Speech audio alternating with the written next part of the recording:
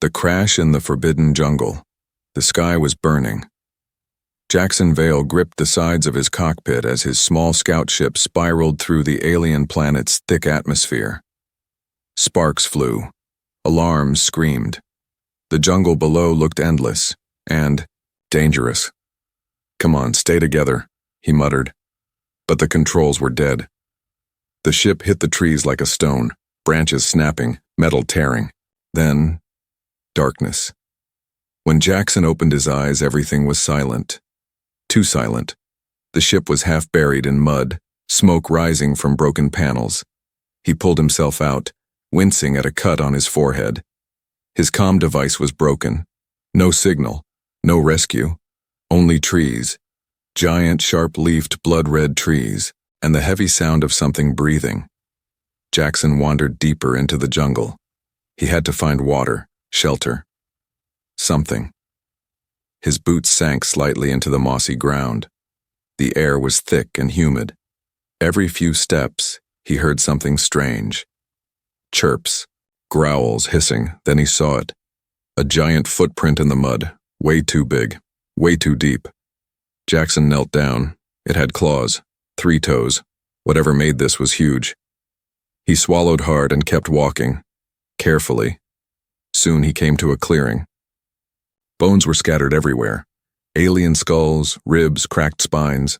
Some of them looked fresh. Suddenly, a low growl echoed through the trees. Jackson turned slowly. His eyes widened. Out from behind a thick tree stepped a figure, an 8-foot-tall alien female, strong and muscular. Her skin was dark green with glowing patterns like jungle vines. Her hair was long and braided with bones, and her yellow eyes locked on him, like a hunter staring at prey. She held a long spear in one hand, and something bloody in the other. It looked like part of a beast's leg. Jackson froze. She's a carnivore. And I'm next. She tilted her head, sniffing the air. Then strangely, she frowned. Almost like disappointment. She took one slow step toward him. Jackson stumbled back. She raised the spear. Crack! A giant beast leapt from the trees behind him. But the spear didn't hit Jackson. It flew past his head, straight into the beast's throat. Blood splashed everywhere. The beast crashed to the hoe. Ground dead. Jackson turned to look at her again, stunned. She didn't move. She just stared at him. Then, she walked away. Jackson sat by a fallen log that night, a small fire flickering beside him. His hands were shaking. Who was she? She saved him. But why? Was she toying with him? Did she want him alive for later? As he stared into the fire, he heard movement again, branches snapping. He turned quickly. She was back. Her yellow eyes reflected the firelight. She dropped something at his feet, a large glowing fruit. Then she sat, just a few feet away, silent, watching. Jackson looked at the fruit, then at her. "You want me to eat?" he asked softly. She didn't reply. Slowly, he picked it up and took a bite. Sweet, juicy, safe. She nodded once, then got up and walked into the shadows again. Hours passed. Jackson couldn't sleep. His mind was full of questions. She hunts, she kills, she's huge, but she gave me food. Was she protecting him or claiming him? As the jungle sounds grew louder in the distance, Jackson knew one thing for sure. He was not alone on this planet, and whatever she was, she had noticed him. And that meant trouble, or something even stranger. Trapped and found. Jackson couldn't feel his legs. His body was buried waist-deep in thick, sticky mud. The more he struggled, the deeper he sank. He had slipped down a hidden pit while running from something that didn't even show itself. Only the sound of cracking branches and distant growls. Now, he was stuck, alone, and helpless. And then, he heard it again. Footsteps. Heavy ones. Not animal steps, not clawed or clumsy. Careful, calculated, female. Jackson's heart pounded. Leaves rustled above him. Trees creaked like they were bowing to someone bigger. And then she appeared. The giantess. Her towering body stepped into view like a walking mountain. She stood just at the edge of the pit, peering down at Jackson with those glowing yellow eyes. Jackson didn't move. This was it. She'll eat me now. I'm stuck. Easy meal. But instead of leaping down or throwing her spear, she did something completely unexpected. She sat down, right on the edge of the pit, one leg folded beneath her. Calm, patient Jackson blinked. Was she watching him die? Then she reached into a pouch on her hip and pulled out a long, smooth vine. She tied it around her wrist, then tossed the other end down to him. Jackson stared at it. Seriously? She gestured. Pull. Still unsure, he grabbed it. The vine was strong and warm, almost alive. She tugged once, twice, and then slowly began to lift him out. Jackson's feet finally left the mud. He flopped onto solid ground, chest heaving. She looked at him, then flicked her fingers toward the jungle, like saying, move. But Jackson didn't move. He just stared at her. Why did she help me? Again? They walked in silence for a while. She didn't speak. She didn't look back. She walked ahead like she knew exactly where to go, and like she expected him to follow.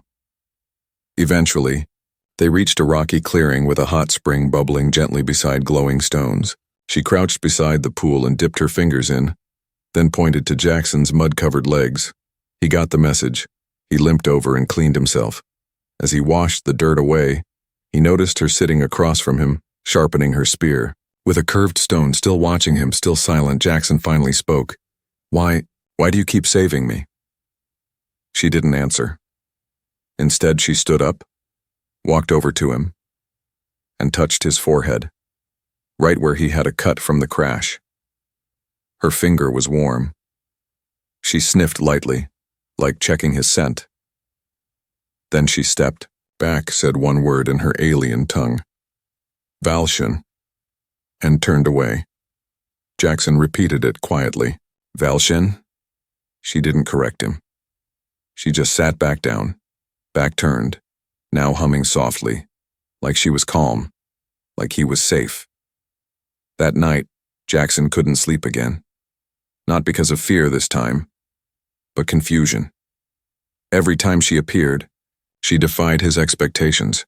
He thought she would kill him. She saved him. He thought she was a beast. She fed him. He thought she would leave him. She pulled him from the earth itself. And now, she stayed close. She even lay her spear between them as she dozed off. A weapon, left within his reach. Was that trust or a warning? Jackson whispered into the night. What are you really? And what am I to you? But the jungle didn't answer. Only the giantess's steady breathing filled the night. And in that moment, Jackson realized something terrifying and wonderful. She was not just watching him. She had claimed him, and tomorrow, she would show him exactly what that meant. Hunted together, the trees were too quiet. Jackson noticed it first. No bird calls, no distant hissing, no wind. The jungle had gone still, like it was holding its breath. The giantess noticed too. She paused mid-step, one hand raised to signal Jackson. Her body lowered into a crouch. Her ears twitched. Her yellow eyes narrowed, scanning the shadows. Jackson crouched behind her, barely breathing. Something was wrong. Very wrong. Then it hit him. They were being hunted. Before he could speak, a sound tore through the air, a screeching howl, high and sharp like metal grinding bone. Branches above snapped violently as something large leapt from tree to tree. Jackson caught a glimpse of it. Long limbs, gray skin, rows of jagged teeth, and blood-red eyes. Not one, 3 of them. Predators. The giantess growled low in her throat, then handed Jackson a small stone blade. Nothing. Fancy, just sharp and fast. Jackson stared at it. Thanks, but I don't exactly. Too late. One of the beasts dropped from above with a snarl, and the fight began. The giantess moved like lightning. She swung her spear in a wide arc, slicing the beast across the face. Blood sprayed the grass. It shrieked and charged again, but she caught it mid-leap, slammed it into a tree, and drove her knee into its chest. Crack. It didn't move again. Jackson had no time to admire her skill. The second beast was on him. It lunged fast. He rolled sideways, the blade slipping from his hand, but he grabbed a sharp stick from the ground and jammed it into the creature's eye. It screamed. Then, spear through the neck. The giantess stood over him again, breathing hard, her body covered in cuts and glowing blood. She looked proud. Jackson coughed. "You're a real-life monster slayer." Her lips curled, almost a smile. The third beast circled them. Smarter. Waiting. Suddenly, it pounced straight for Jackson, trying to grab the smaller, weaker prey. But this time, Jackson didn't run. He ducked, grabbed his blade again, and sliced at its leg. It shrieked, and that was all the time the giantess needed. She tackled it midair, wrestled it to the ground, and with one final roar, snapped its neck clean. The jungle fell silent again. Jackson collapsed onto a rock, heart pounding. Okay, that was new. The giantess sat beside him, bloodied but calm. She tore a strip from her own cloth wrap and pressed it against a wound on her shoulder. Then she did something unexpected. She pointed at his chest and said, "Veiltar." Jackson frowned. "What does that mean?" She touched her own chest. "Veiltar," then pointed back to him again. "You." "Me?" He blinked. "Wait, is that what you call me?" She nodded once, slowly. Veiltar. A name or a title? He had no idea. But the way she said it felt personal. Later, while they rested near a waterfall, Jackson studied her from the side. She wasn't just a savage warrior, she protected him. Again. And when she looked at him, it wasn't like prey. It was like bond, a connection, a choice. Why him? Why now? And why did she keep calling him that word, Veiltar, with so much emotion? That night, as fireflies lit the jungle like stars, the giantess began to hum again, soft and strange. Jackson listened, eyes half closed. For the first time, he felt something even more dangerous than fear. Trust, and deep down, a whisper told him this wasn't the last time they'd bleed together. The ritual mistake. Jackson should have known better. On Earth, it would have been a simple thing, a kind gesture, a thank you. But this wasn't Earth, and the giantess was no ordinary alien. That morning, they had shared roasted jungle fruit near the river. The danger from the night before had passed, and Jackson felt peaceful, almost safe. She sat beside him, close now, not distant. Her armor laid aside, her long hair wet from the spring. The scars on her green skin shimmered in the morning, light like silver paint. He noticed one across her side, still healing. "Here," he said softly. He pulled a strip of cloth from his pack, dipped it in clean water, and gently pressed it against her wound. She froze. Her breathing changed. He smiled. "Just helping." Then, without thinking, he pulled out a small protein bar from his emergency rations, tore it in two, and offered her half. The giantess didn't move. Her eyes locked on his hand, then widened, trembled. She didn't take the food. Instead, she dropped her gaze and slowly placed both hands over her chest, a gesture Jackson hadn't seen before. Then, in a low voice, she whispered a word that stopped his heart cold. "Shakira."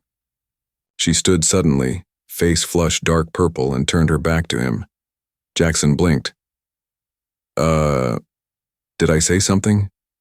She didn't answer. She just walked away fast, vanishing into the trees, her long tail twitching in confusion. Or was it shame? Later, Jackson wandered through the jungle looking for her. He finally found her near a stone altar covered in vines and tribal carvings. She was kneeling in front of it, eyes closed, hands trembling, and she wasn't alone.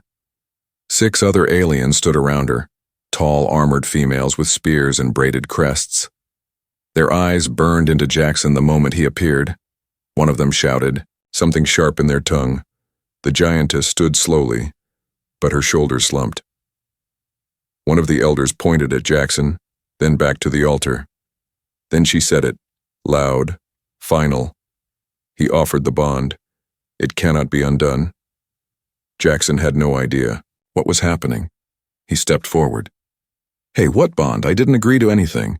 But the others didn't understand his words. They only saw the human who had offered food during the sacred healing, who touched the warrior's body and shared a survival gift. To them, he had performed the ancient mating ritual without knowing. The wall. Giantess looked up at him. Her face held confusion, but also something new, fear, and hope. She whispered, almost sadly, Veltar, you chose me. Jackson's mouth went dry. Wait, that protein bar? That was a proposal? She looked down, then slowly nodded once. Then the eldest warrior spoke again, her voice like thunder. The trial is law. You will bond, or both will face exile. Jackson stumbled back. He thought she'd eat him. Turns out, she might be expected. To marry him, he looked at the giantess, silent, strong, unsure for the first time. I didn't mean to, but I'm not going to leave you now, he said quietly. And though she didn't fully understand the words, she felt the warmth in them. Her trembling stopped, and she reached for his hand, not to capture, not to lead, but to hold. Taken by the tribe, they didn't give him a chance to run. At sunrise, just before Jackson could speak with her again, a group of armored tribal warriors stormed their resting spot. No warning. No explanation. Just ropes, grunts, and pain. He was knocked down, tied up, and dragged through the mud like a captured animal. The giantess tried to stop them. She screamed something fierce in their language and threw herself between Jackson and the lead warrior. But they didn't listen. One of them struck her hard across the face with the back of a spear. Jackson's heart stopped. She didn't fall. But she didn't fight back either. She looked at Jackson, blood on her lip, shame in her eyes, and whispered one word. Forgive. They were taken to a massive stone village built into the cliffs. Tall walls, fire pits, bone totems, drums beating low and slow. Everyone stared at him, some with curiosity, most with disgust. To them, Jackson was an outsider, a small, weak, unworthy outsider who had dared to bond with one of their warrior maidens without understanding the weight of it. The chiefess, an older giantess with white tattoos over her face, stepped forward. She circled Jackson like a vulture, then said in broken English, You touch warrior, you offer food, you touch scar, you call bond. Jackson shook his head. I didn't know, I didn't mean. Too late. Her eyes burned into his. You prove, or die. They tied Jackson to a stone pillar in the center of the arena. Above him, alien villagers filled. The high terraces watching, waiting. The giantess, his giantess, stood just outside the circle. Her hands shook, her eyes red. She wanted to fight for him, to tear the ropes apart. But tribal law was clear. Only the outsider could fight for the bond he had unknowingly claimed. The drums grew louder. A gate opened, and from the shadows emerged something Jackson never expected, another suitor. A male warrior, larger than Jackson but smaller than the giantess, stepped into the arena, chest painted, eyes full of hate. This was a test, a duel. If Jackson lost, the bond would be broken. If he won, he'd be accepted. Maybe. And if he refused to fight, both he and the giantess would be cast out. They cut his ropes. The crowd roared. The challenger rushed him. Jackson ducked, barely, then rolled in the dirt. His body screamed from the crash wounds, but adrenaline kept him standing. He wasn't strong, not like them, but he was fast, smart, human. The challenger grabbed a spear and charged. Jackson found a rock, not a weapon, just instinct. He dodged left, then hurled it with full strength, straight at the warrior's knee. Crack, the warrior roared and stumbled. Jackson rushed forward, grabbed the fallen spear and turned it, but didn't stab. Instead, he threw the weapon down in front of the Giantess, then stood, bloody and breathing hard, and shouted, "I didn't come to fight your people. I came to survive, and she saved me. Twice." He looked at the Giantess now, his voice softer. "I don't know your rules, but I'd bleed again if it means staying near you." The arena fell silent. The Giantess stared at him, then spoke in her native tongue. The warriors lowered their weapons. The crowd slowly began to nod. Some even cheered. The Giantess turned to the Giantess and said one word. "Accepted." Jackson fell to his knees. The Giantess rushed to him, wrapped her arms around him. For the first time, she held him close. Not as prey, not as a stranger, but as her chosen. Understanding her world, Jackson had never seen her cry. Not when she was wounded. Not when the tribe dragged him away. Not even when she stood alone in the arena, watching him bleed.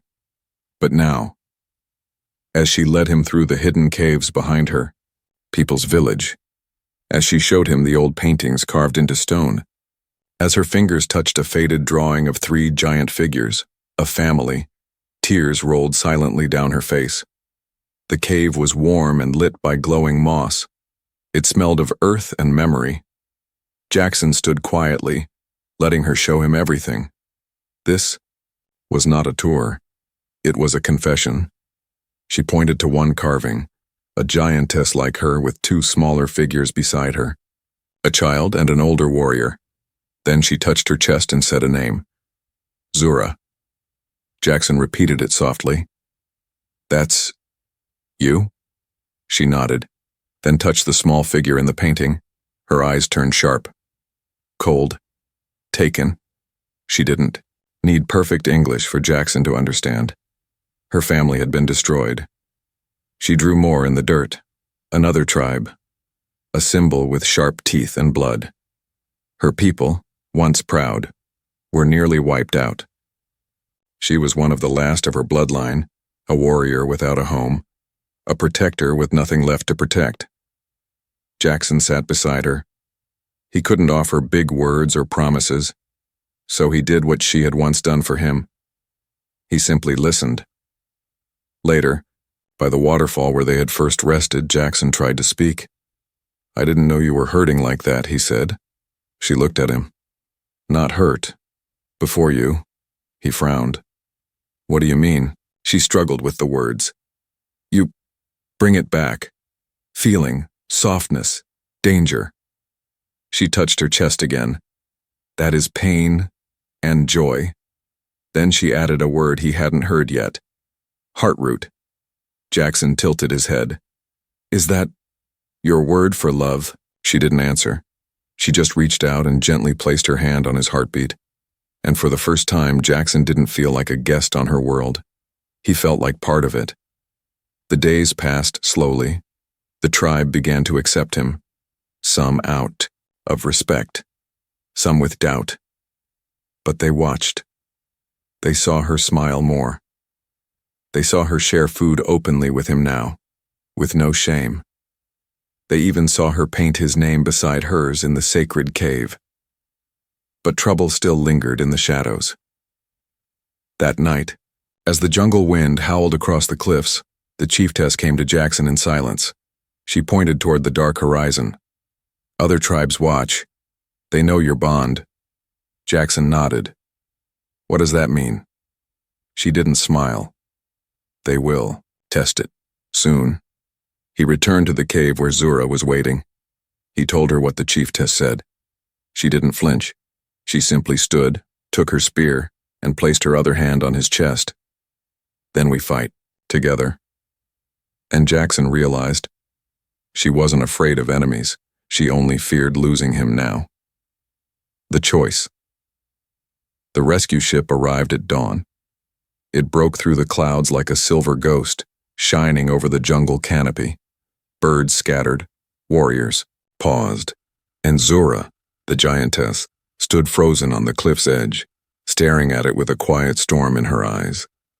Jackson's old beacon had finally worked, and now it had come to take him home.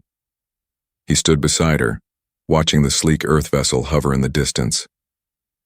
A ramp dropped, and a human voice crackled from a loudspeaker.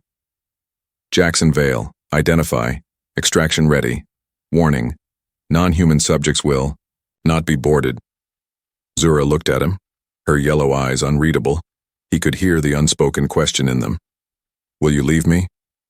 Jackson didn't answer right away, because he didn't know.